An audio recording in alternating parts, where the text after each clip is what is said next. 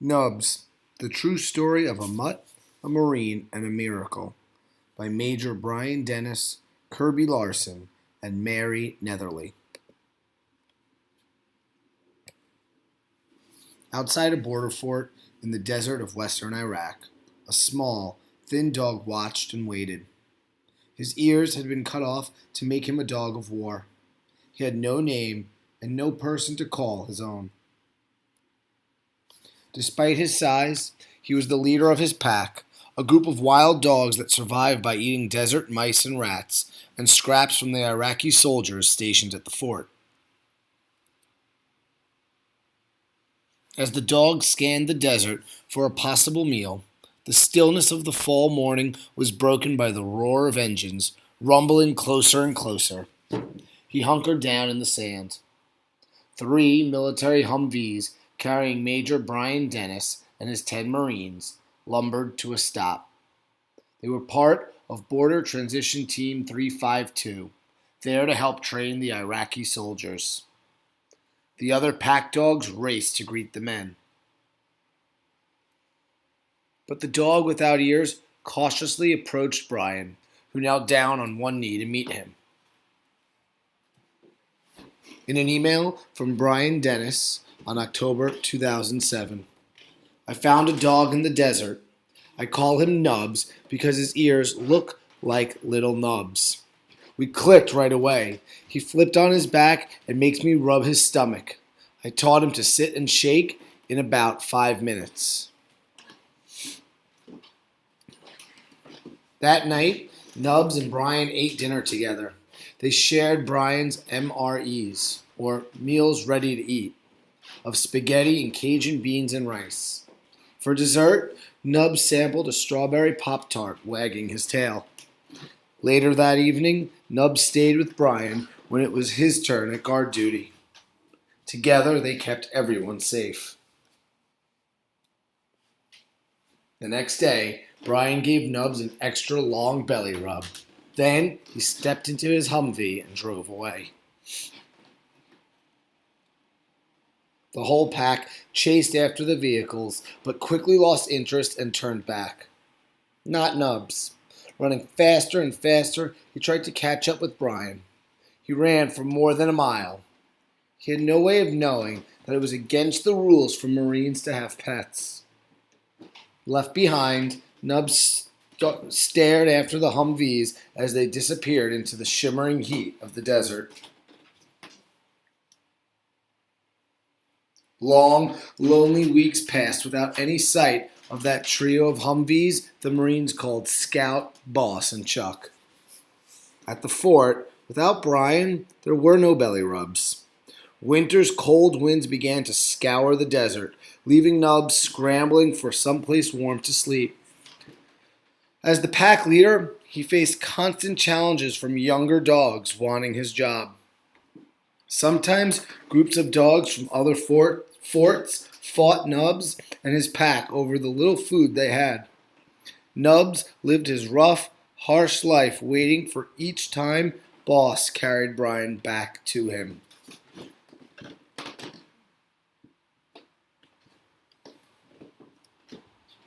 In an email from Brian Dennis in November of 2007, on our last trip north, I was expecting to see Nubs again. I didn't. We didn't make it as far north as we did last trip, but I still thought I'd see him. I hope that crazy little dog is okay.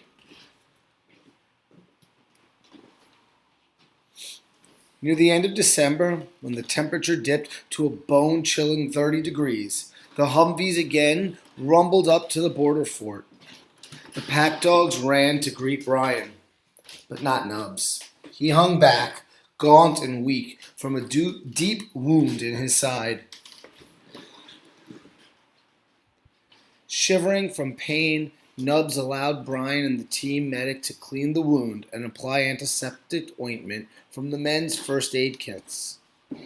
He even swallowed the child-sized dose of antibiotic Brian gave him. But Nubs refused to eat or drink. It hurt so much he tried to sleep standing up. In an email from Brian Dennis in December of 2007, We tried to put a blanket on Nubs when we bedded down for the night in the desert, but he wouldn't let us. I said a prayer for him. He slept near me. It got down to 18 degrees that night, and I kept up to check on him. Every time I woke up, I wondered if he'd be alive.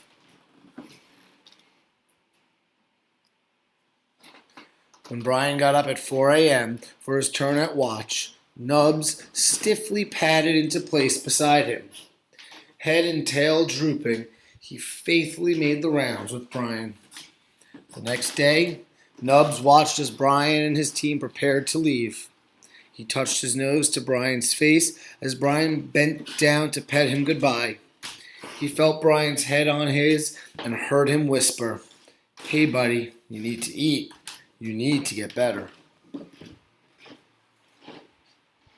Then Brian climbed into Boss and the three Humvees pulled away. Determined not to be left behind again, Nubs chased after Brian. He couldn't keep up. Alone, he returned to the fort. 2 long weeks later, Scout, Boss, and Chuck thundered up to Nubs' fort again.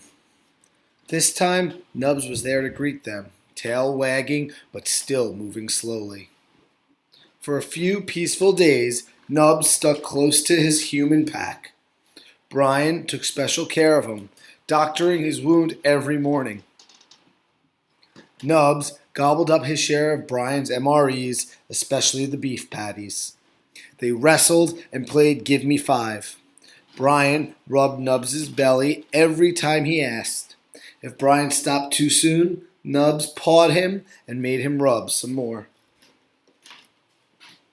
Each night, after the sun set over the desert, Nubs and Brian did their job together.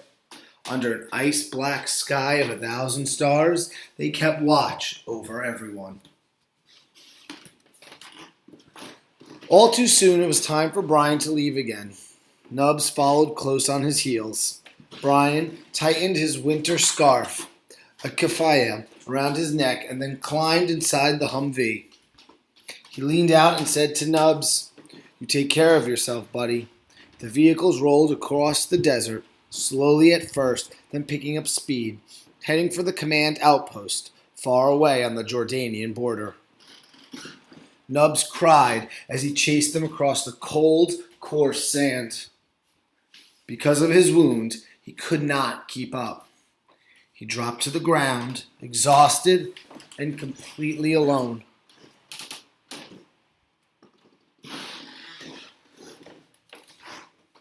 When Nubs sat up, Scout, Boss, and Chuck were out of sight. He struggled to his feet and began walking. Nubs trekked mile after treacherous mile across the desert, shivering through frozen days and nights. There was little to eat and even less to drink. With barely a moment's rest, Nubs pushed on, fighting his way through territories fiercely protected by wolves and wild dogs. 2 snowy days and 70 miles later, Nubs limped into the Iraqi battalion headquarters where Brian was working. A team member ran inside shouting to Brian, "You're not going to believe who's here."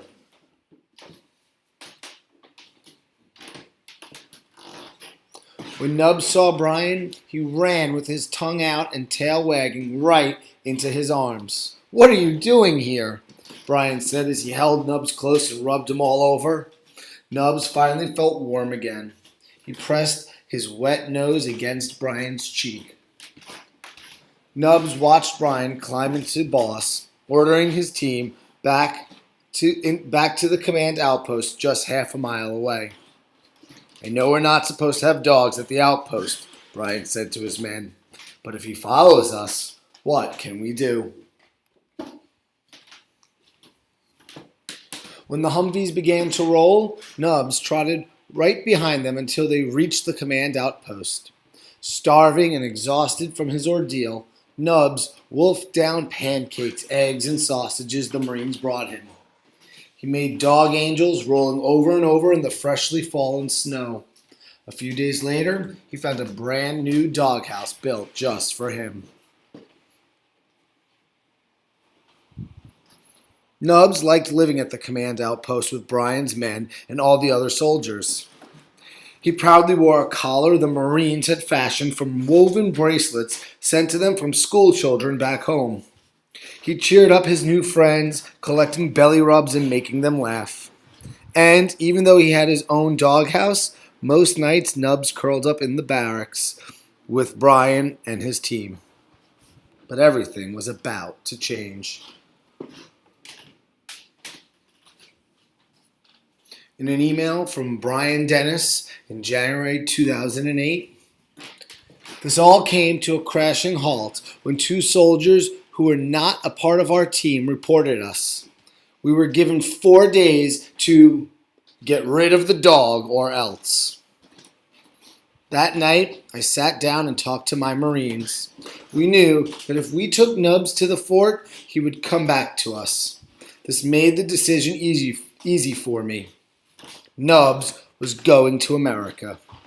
This dog, who had been through a lifetime of fighting, war, and abuse, was going to have a nice, sunny life and would never be cold again.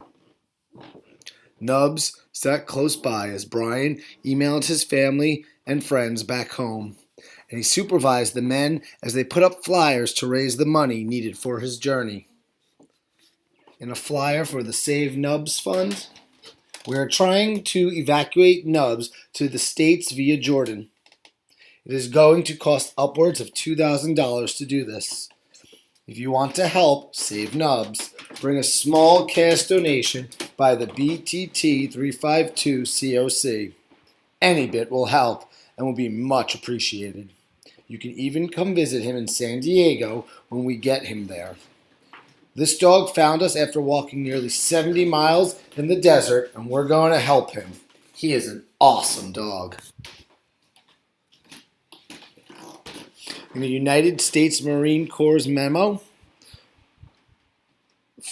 from the Border Transition Team 352 team leader to the Jordanian border authorities. This paperwork constitutes the passport and travel documentation for one privately owned dog named Nubs Dennis. He is 2 years old and weighs 14 kilograms. Below is his picture. His U.S. identification number is 3236371. His final destination will be San Diego, California, United States of America. Nubs was the first to hear the good news. Family and friends wanted to help. Nubs posed for his passport photo. He took 3 baths in 3 days to get ready for his trip. That was tiring. On the last day, Brian packed Nubs' brown blanket and his favorite superhero toy. Brian made a leash for him out of rope. Nubs didn't play with anyone as he usually did. Instead, he sat quietly in a corner. When it was time to go, Brian scooped him up and put him in Boss. Together they drove to no man's land, the zone between Iraq and Jordan. There, they met the brother of Brian's interpreter, who had agreed to help get Nubs from Jordan to the States. He was escorted by a Jordanian official. Nubs rested in Brian's arms as he was carried to a Land Rover. He felt Brian's breath tickle his ear. "Be good, buddy. Don't cause any trouble. These guys will take good care of you. I'll see you in a couple of months. I promise." In an email from Brian Dennis in February 2008, I had my interpreter call his brother every 30 minutes. I wanted to know when Nubs was headed out, on the highway to Amman. I was sending him off with strangers. I was worried I'd never see him again. Nubs sat at the border checkpoint for hours as officials pored over his paperwork, making sure everything was in order. Finally, Nubs arrived in Amman, Jordan. The king of Jordan's veterinarian gave him his first checkup and shots. He stayed at the vet's kennels while his travel was being arranged. 2 weeks later, Nubs flew the 10-hour flight from Amman to Chicago.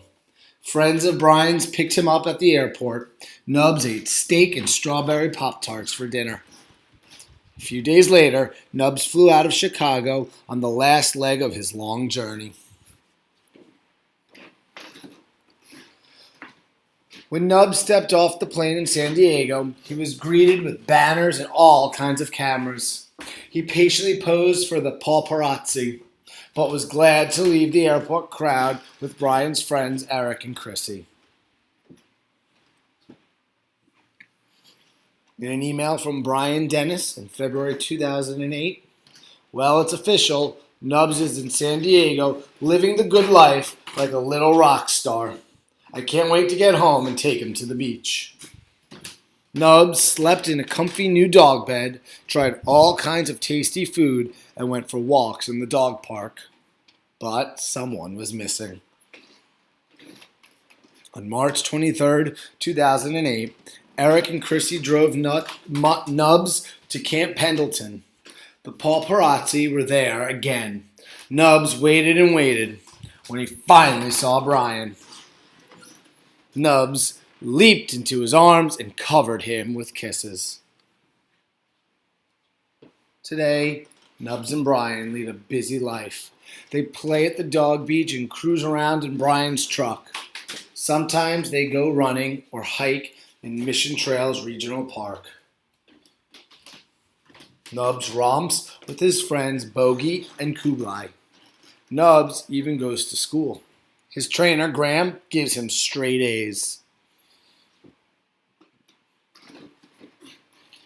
This small dog has done amazing things in his short life.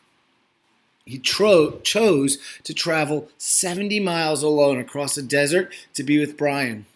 It was a miracle he survived. The bigger miracle may be that this dog of war chose to become a dog of peace. Now Nubs has a name and a person to call his own, and he shares the friendship and love he found with everyone he meets. But Nubs saves his best kisses for his best buddy, Brian. A message from Brian Dennis. I can honestly tell you that when I met a special little dog with hardly any ears, I never could have guessed that the journey he would take me on. Though we only saw each other every few weeks, he became my little buddy in Iraq. I started calling him Nubs, and the rest is history. It's difficult for me to imagine how hard his life was in Iraq.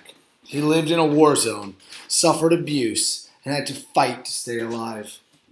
The fact that he would want anything to do with people after what he went through was amazing in itself. But defying all odds, he bonded with my entire team and lifted our spirits. He would make us laugh when things were tough and always made everyone smile. His incredible act of friendship and devotion is a testament to the bond between humans and animals. It also shows that if you do something kind for someone, dog or human, they will likely never forget it. Nubs now resides with me in San Diego, California. He has it pretty good these days, going on hikes, running around the dog park, and playing with his friends, Bogey and Kublai. He's adapted to his life in the States, but I can't imagine how confusing the changes must have been for him. He doesn't seem to mind, though. Sometimes it almost looks like he's smiling. None of this could have been possible without the support of many amazing people. To everyone who donated and helped out, thank you from the bottom of my heart. Because of all of you, I have a friend for life. Cheers, Brian Dennis.